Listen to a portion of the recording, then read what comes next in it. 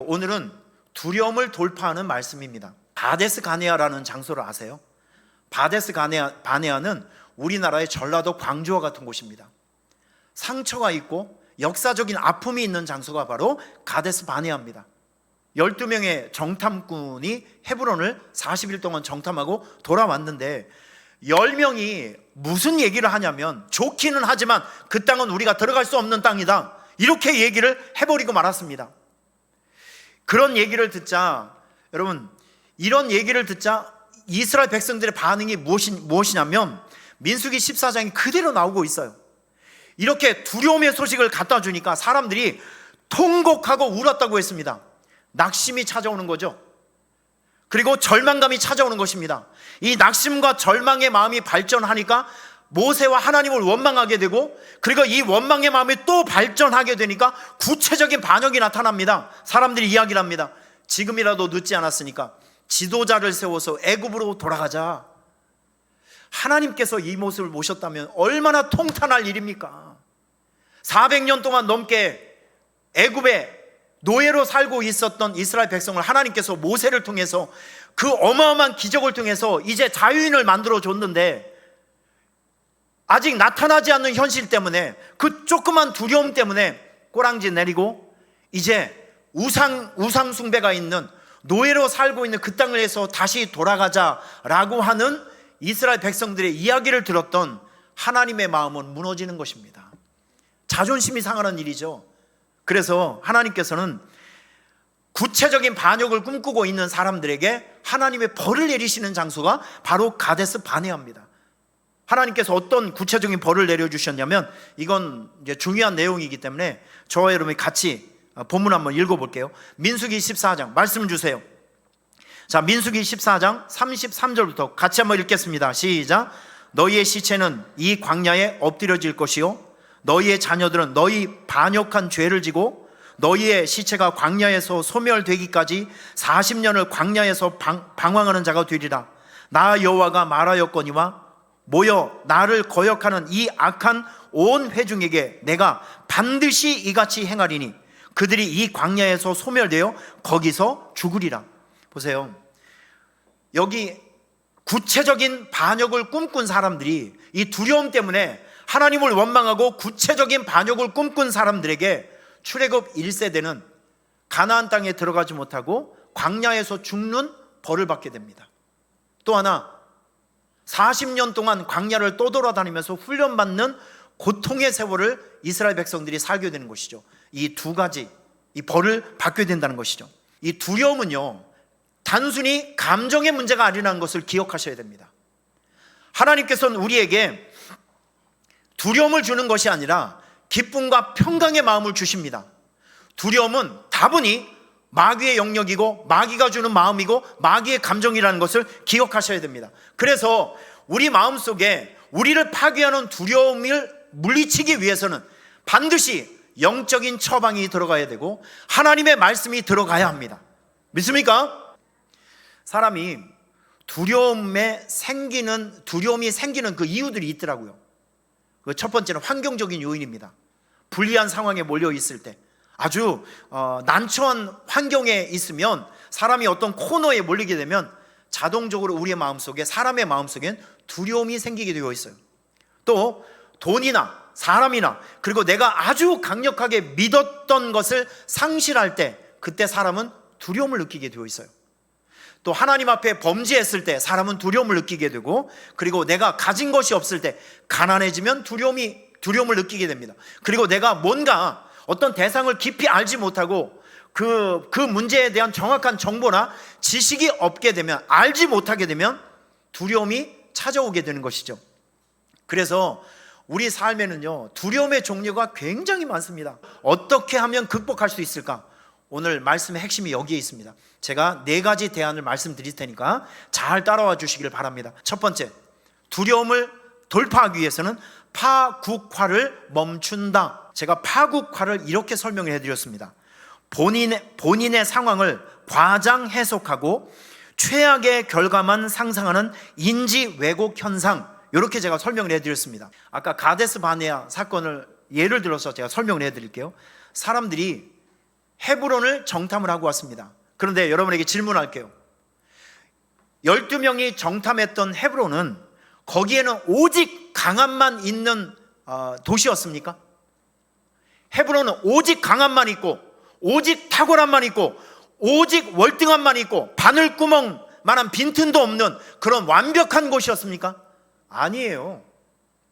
여러분, 세상은요, 어느 세상이든지 완벽한 사람도 없고, 결함이 없는 물건도 없고, 문제가 없는 사회도 없습니다. 사람에게는, 지금 우리 상황, 환경에게는 장점도 있고 단점도 있고 좋은 것도 있고 나쁜 것도 있다는 거예요.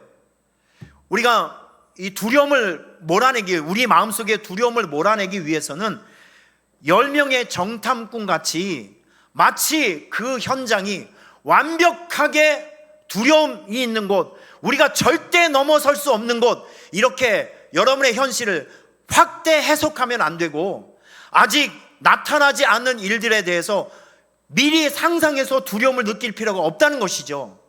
여러분, 두려움을 몰아내기 위해서는 여러분의 생각 관리, 마음 관리를 잘 하셔야 합니다. 할렐루야. 생각을 바꿔야 돼요. 생각에서 무너지게 되면 싸움을 할 수도 없습니다. 두려움을 느끼는 현장에 있다면, 두려움을 느끼는 그 대상이 있다면 여러분께서는 그 현장만 바라보지 말고 현장 안에서 역사를 만들고 우리의 삶을 만들고 이끌어 가시는 하나님의 존재를 붙들어야 합니다. 이 두려움의 존재를 붙드는 것이 아니라 하나님의 존재를 붙들고 그분의 약속하신 말씀을 붙들면 용기가 생기는 거예요. 자, 두 번째, 우리가 어떻게 하면 두려움을 돌파할 수 있을까요? 두려움이 있을 때, 두려운 상황이 있을 때, 특별히 여러분이 영적으로 어떤 신분인지를 확인하시고, 그리고 하나님의 약속을 확인하면 두려움의 문제 극복할 수 있습니다. 자, 지금부터 저를 한번 보세요. 제가 요 부분은 여러분과 제가 호흡을 잘 맞춰야 되니까 빨리빨리 따라와 주세요. 물어볼게요. 예수님을 여러분들이 삶의 구주로 영접하면 무엇이 바뀌죠? 맞습니다. 잘 맞춰주셨어요. 여러분의 신분이 바뀌어요. 에베소서에 보면 여러분들이 외인이라고 했습니다. 전에는 너희가 외인이더니 하나님과 상관이 없는 사람이었어요. 길 가는 그냥 나그네였습니다. 아무 의미 없는 사람이었어요. 그런데 여러분들이 하나님의 섭리 가운데 부름을 받아서 예수 그리스도를 삶의 구주로 영접하면 여러분들에게 신분이 바뀌어지게 되는데, 세 가지로 설명합니다. 예수님을 영접하면 여러분들은 하나님의 자녀가 됩니다. 요한복음 1장에 보면 영접하는 자, 곧 그 이름을 믿는 자에게는 하나님의 자녀가 되는 권세를 주셨다. 할렐루야. 예수님을 영접하게 되면 자녀가 됨과 동시에 하나님의 백성이 되고 하나님의 재산이 되고 하나님의 소유가 되는 것입니다. 여러분들에게 하나님께서 약속해 주신 것이 있어요. 그 첫 번째가 무엇이냐면 하나님의 백성들, 자녀들은 버리거나 떠나지 않는다는 것입니다. 할렐루야. 하나님은 이 약속을 상황에 의해서, 어떤 환경에 의해서, 시대에 의해서, 조건에 의해서 실행하고 실행하지 않고 이렇게 처리하는 것이 아니라, 하나님의 약속은 시대와 환경을 초월해서 어느 때든지 공평하게 지켜주십니다. 두려운 상황에 서 있거든지 두려운 어떤 입장에 있든지 간에 그 현장에 서게 되면 일단 여러분들이 하나님의 자녀임을 생각하시고 하나님의 약속을 생각하시면 반드시 소망이 생기고 희망이 생긴다는 것을 기억해 주세요. 자, 세 번째, 두려움을 우리가 어떻게 하면 극복할 수 있을까요? 오늘 본문에서 우리가 그 해답을 찾을 수 있는데, 두려운 상황이 생기면 여러분 이런 기도를 하셔야 됩니다. 오늘 여기 보면 하나님이 우리에게 주신 것은 두려워하는 마음이니 오직 능력과 사랑과 절제하는 마음이다. 여기 마음이라는 단어가 두 번이나 나옵니다. 그런데 이 마음이라는 단어는 히브리어로 레브라는 것입니다. 심장과 중심, 그리고 헬라어로는 카르디아라는 단어를 썼는데 이 그 뜻은 느낌, 감정, 욕망의 자리, 공간, 이런 뜻이 있습니다.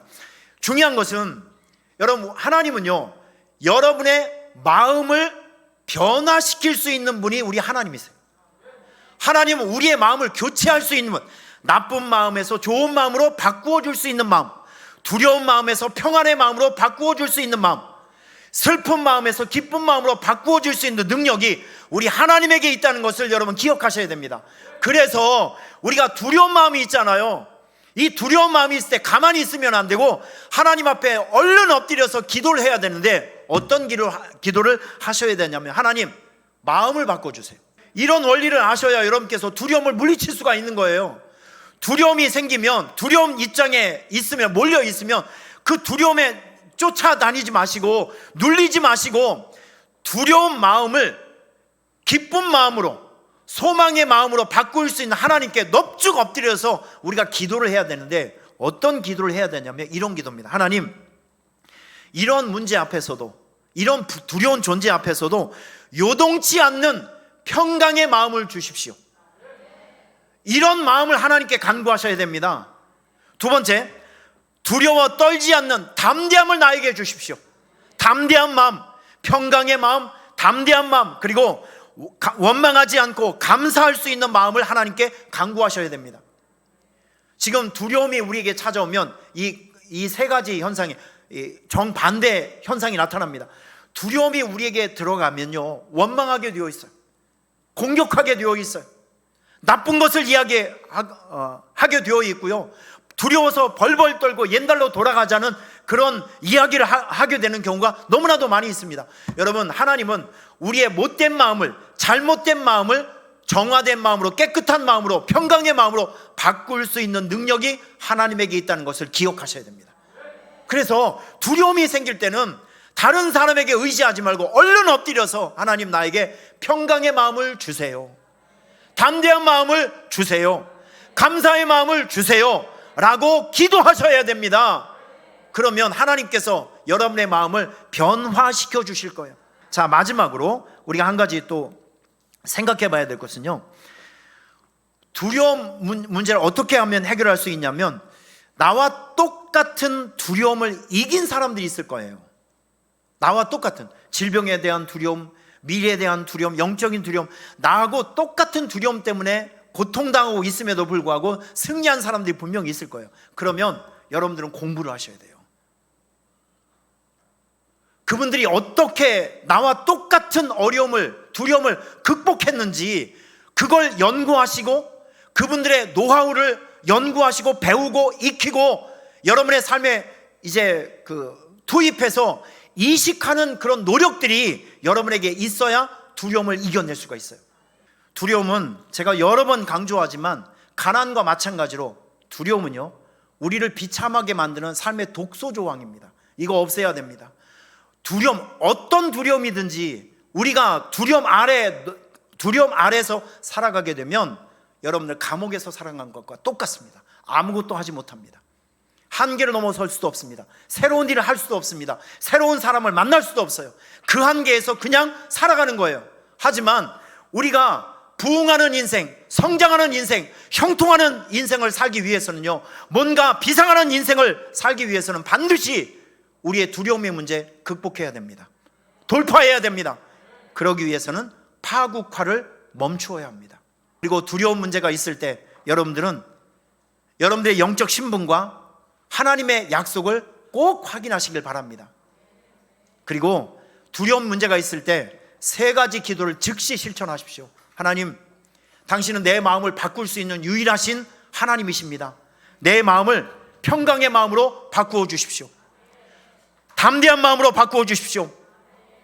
그리고 원망하지 않고 감사할 수 있는 마음으로 바꾸어 주십시오 라고 기도하시길 바랍니다.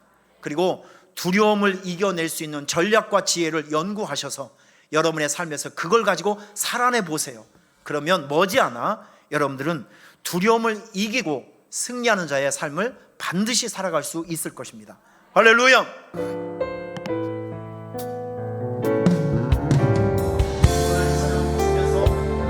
여러분 마음에 모든 두려움이 확신과 자신감이 있기를 바랍니다.